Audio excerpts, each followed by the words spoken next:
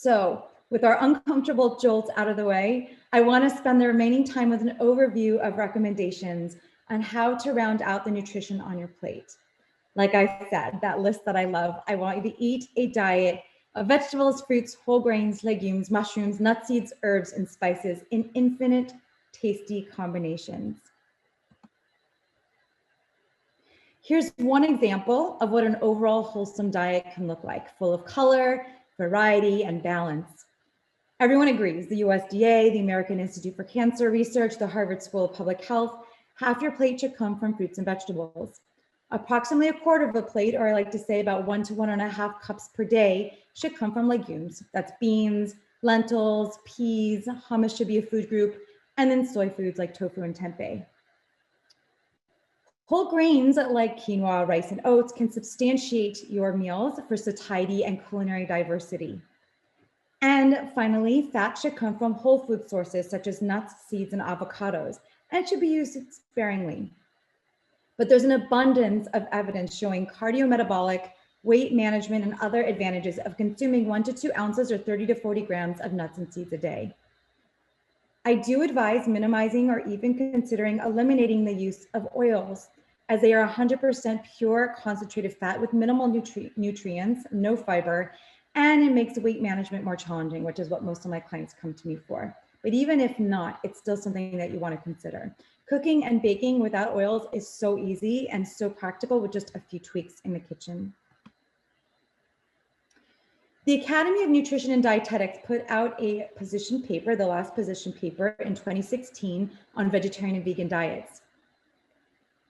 It's important to note that appropriately planned vegetarian diets, including completely plant-based or vegan diets, are considered nutritionally adequate, healthful, and may provide health benefits for all stages of the life cycle, including pregnancy, lactation, infancy, childhood, adolescence, older adulthood, and for athletes.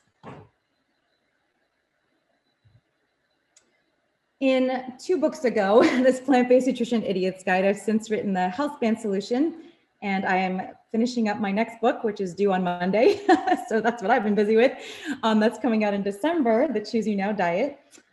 In here, we talk about like all the nutritional needs for the details from pregnancy to seniors and athletes and all of that. And if you're a healthcare professional out there, if you need some information to bring to your healthcare professional, here are 2 peer-reviewed journal articles that I've authored in the healthcare journals and medical journals that can be downloaded online for free. So I think those are really good resources because they're very well referenced, and I think that helps when you're bringing this information to your physicians because a lot of them have a lot of questions. But basically, with a little bit of mindfulness on some key nutrients, here are all of the extraordinary benefits of a summary of the extraordinary benefits of eating a whole food plant-based diet.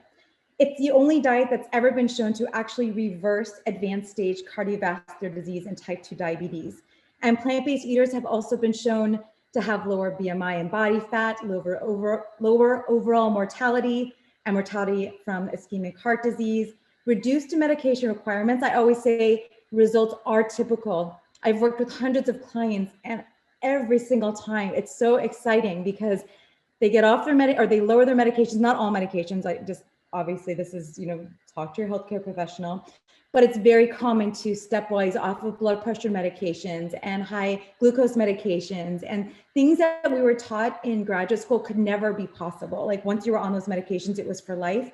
But I consistently see my clients getting off of them just by switching to this diet. So I love to say results are typical.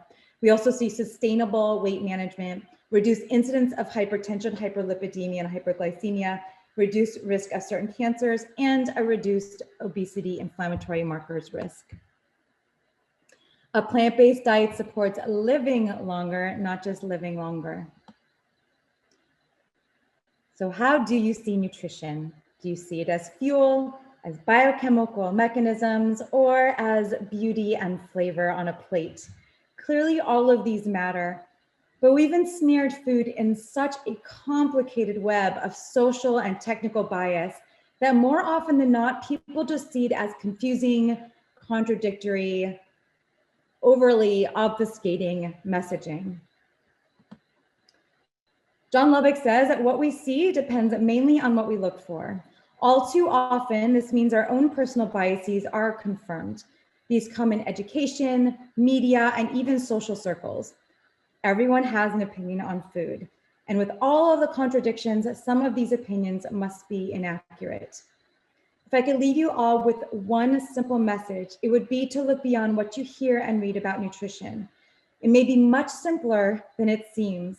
And I'm confident that if you make an effort every day to eat more servings of vegetables, fruits, whole grains, legumes, mushrooms, nuts, seeds, herbs, and spices in tasty combinations, you will see positive results. As we've seen, this may be due to the health promoting properties of plants, as well as those foods that are displaced off the plate by an increased reliance on these plant source foods. You don't need to begin at 100%, and remember that every bite matters. After 16 years, personally, I can say my blood panels have been great. I feel great. My weight has been easy to maintain. I feel more energetic than I did in my 20s or my 30s. The best kept secret in medicine is that when left alone, the body often heals itself.